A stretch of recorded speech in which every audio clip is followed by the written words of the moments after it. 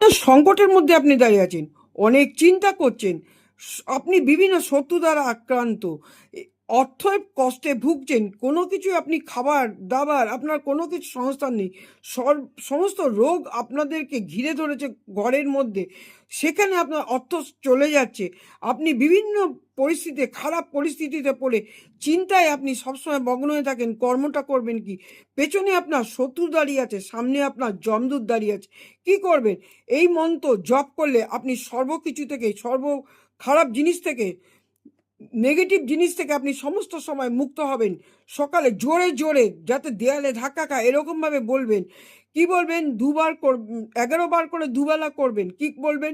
ওং নম হনুমতে রুদ্রাবতারায় সর্ব শত্রু সংহার নায় সর্বরোগ হরায় সর্ববশীকরণায় রামদূতায় স্বাহা।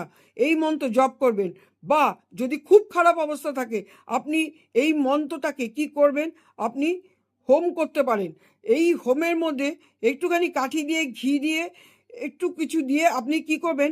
কাঠি আর ঘি দিয়ে আপনি এই রোজ প্রত্যেকদিন বাচ্চা থেকে আরম্ভ করে বড় অবধি করতে পারেন।